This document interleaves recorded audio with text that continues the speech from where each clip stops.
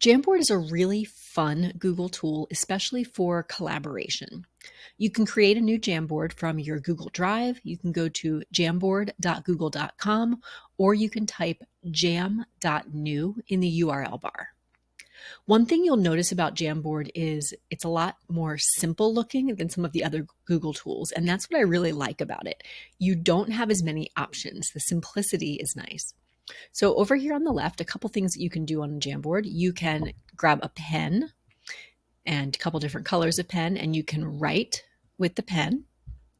You can also use an eraser, so you can erase what you've written. You can add text through a sticky note. You have different colors and different options for sticky notes.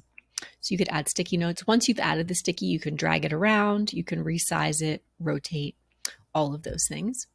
You can upload an image to a Jamboard, either from your computer, from your Google Drive. You can do an image search. Let's search for an image. And as with the other Google tools, when you do a Google image search, you know that they're Creative Commons licensed. So they are licensed to be reused, which is really good. You don't need to worry about attribution.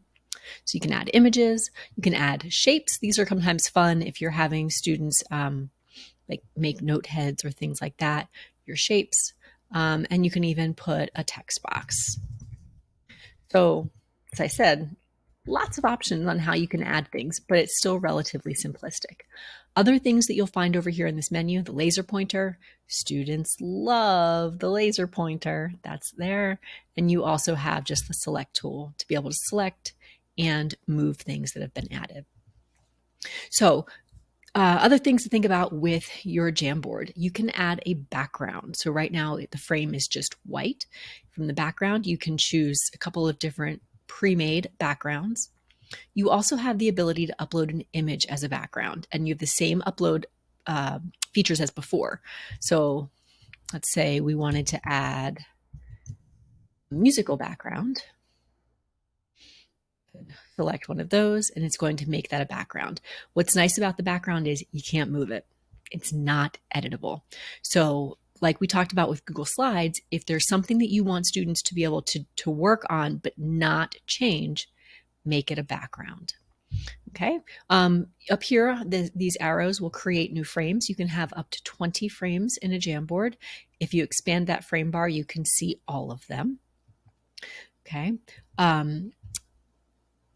The three little dots, that's always going to be your More button. You can rename the Jamboard, download the entire thing as a PDF, save a frame as an image. If you want to save something, maybe, taking notes about something in class, you can save it as an image.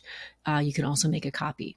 One thing that's different in Jamboard is when you go to your share button, you only have, let's get this, anyone with the link, you have two options. People can either view or they can edit. There is no in between. There's no comment feature in a Jamboard. It's either view or edit. If you want people to collaborate, they have to be able to edit. And finally, you do have this little present to meet button that we now see in docs and slides as well. Click on that and you will be able to either present to a new meeting, or if you were in a Google Meet at the time, you will be able to present it to that meeting. So hopefully that's a good overview of how to use Jamboard.